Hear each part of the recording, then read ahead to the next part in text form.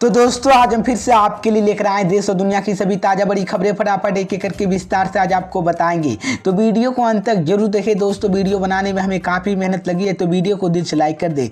जी हाँ दोस्तों, पहली खबर मैं आपको बताते कि हिजाब पहनने का हुक्म अल्लाह ने दिया।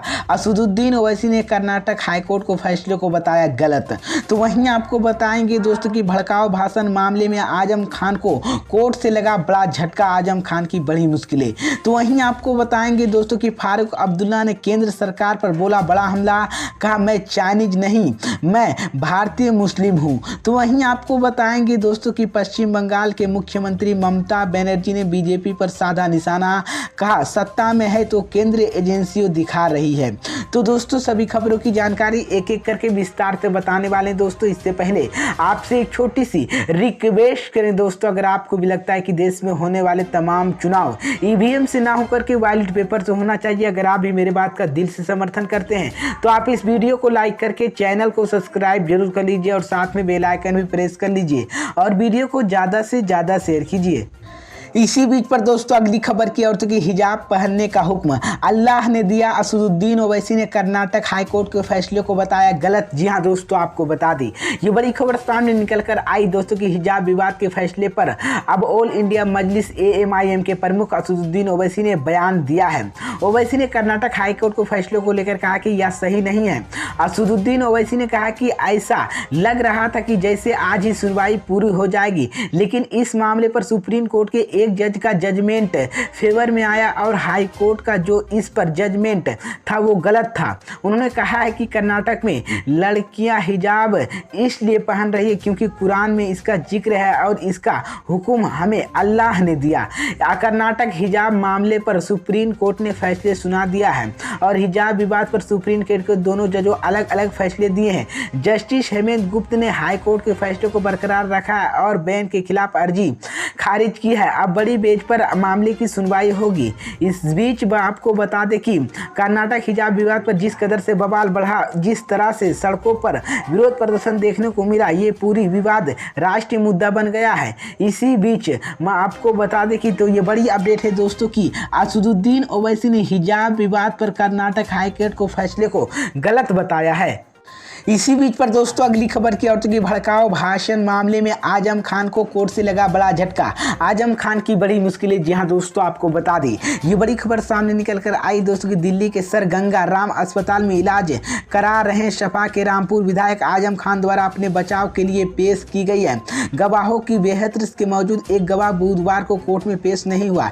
इस पर कोर्ट ने उनकी गवाही का आसरा खत्म कर दिया। अब 15 अक्टूबर को इसी मुकदमे की अंतिम बहस होगी। इस बीच मिलक किताबली में लोकसभा चुनाव के दौरान भड़काऊ भाषण देने की याद दर्ज किया गया था और यह मामला फिलहाल कोर्ट में विचाराधीन है।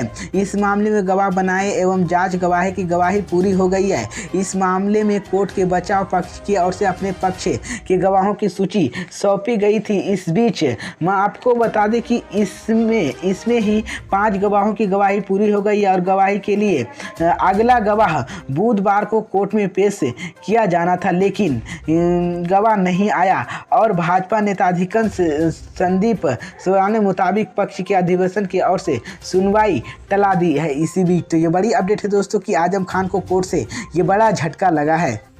इसी बीच पर दोस्तों अगली खबर की ओर कि फारूक अब्दुल्ला ने केंद्र सरकार पर बोला बड़ा हमला। कहा मैं चाइनीज नहीं, भारतीय मुस्लिम हूं। जी हां दोस्तों, आपको बता दें ये बड़ी खबर सामने निकल कर आई दोस्तों कि जम्मू कश्मीर के पूर्व मुख्यमंत्री फारूक अब्दुल्ला ने देश में मुसलमानों के साथ कथित देहवार का आरोप गलत होते हुए केंद्र पर निशाना साधा है। फारूक अब्दुल्ला ने गुरुवार को 13 अक्टूबर को मुंबई में NCP के कार्यक्रम में बोल रहे थे। फारूक अब्दुल्ला ने कार्यक्रम के दौरान NDTV से कहा कि हमें आपके साथ, हमें कश्मीर कन्याकुमारी तक देश को एक रखना है।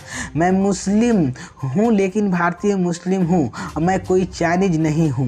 शरद पवार ने नीतवाली NCP के वरिष्ठ नेता छगन भुजबल 75वां जन्मदिन मनाने के कार्यक्रम में आयोजन किया गया था। इसमें कार्यक्रम में शामिल होने पर नेताओं ने शिवसेना उद्धव ठाकरे गीतकार जादव दी। फारूक अब्दुल्ला ने आगे कहा कि हर कोई अलग हो सकता है लेकिन हम एक साथ हैं, देश के निर्माण कर सकते हैं। इसे दोस्ती कहा जाता है। धर्म लोगों की एक दूसरे के नफरत करना नहीं सिखाता है। ये हिंदू उर्दू है, ये सभी है। पूर्व मुख्यमंत्री फारूक अब्दुल्ला की टिप्पणी की बीजेपी दो नेताओं द्वारा दिल्ली में एक कार्यक्रम के कथित तौर पर नफरत भरे भाषण देने के कुछ दिनों बाद आई, जिसमें उन्होंने समुदाय के पुनः बहिष्कार का आह्वान किया और 1 अक्टूबर की नई दिल्ली में 25 वर्षीय और 9 अक्टूबर के विश्व हिंदू परिषद बजरंग दल की गई थी। इस बयान के बाद विपक्षी नेता ने इसी बयान के खतरनाक करार देते हुए बीजेपी की आलोचना की और कांग्रेस के इसी विवाद को लेकर पीएम नरेंद्र मोदी चुप रहे। इसी को लेकर तो ये बड़ी अपडेट है दोस्तों। इसी बीच पर दोस्तों अगली खबर की ओर तो पश्चिम बंगाल के मुख्यमंत्री ममता बनर्जी ने बीजेपी पर साधा निशाना, कहा सत्ता में है तो केंद्रीय एजेंसियों दिखा रही है। जी हां दोस्तों, आपको बता दें ये बड़ी खबर सामने निकल कर आई दोस्तों कि पश्चिम बंगाल के मुख्यमंत्री ममता बनर्जी ने केंद्र सरकार पर एक बार फिर से तीखा हमला किया है।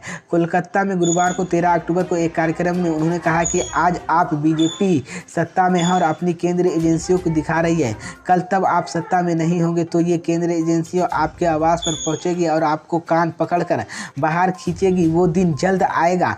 ममता बनर्जी ने आगे कहा कि दुर्गा पूजा के दौरान एक पंडाल में अशोक के स्थान पर महात्मा गांधी जैसी मूर्ति प्रदर्शन की गई थी, उन्होंने सजा दी जानी चाहिए, एक शर्मा का हरकत का जवाब देगी। इस बीच मैं आपको बता दें कि उन्होंने कहा है कि बीते कुछ ही महीनों में टीएमसी के कई नेताएं ईडी और सीबीआई की तरफ से गिरफ्तार करने के बाद से ही ममता बनर्जी केंद्र सरकार पर हमला बोल रही है। इन गिरफ्तारियों के बाद अगस्त के महीनों पर टीएमसी के प्रमुख ममता बनर्जी ने कहा कि बीजेपी के पूरे भारत निर्वाचन दूसरी पार्टी की सरकार हटाने के लिए काले धन और केंद्रीय एजेंसी का उपयोग कर रही है। मुख्यमंत्री ममता बनर्जी ने बीजेपी की चुनौती देते हुए कहा कि यदि हम हिम्मत है तो मुझ में गिरफ्तार करें और बीजेपी सबको चोर बताता है, वो इस तरह से प्रचार कर रहे हैं कि जैसे टीएमसी हम सभी चोर है। बीजेपी उसको नेता की पवित्र राजनीति में ना होती और जुबान काट देती है।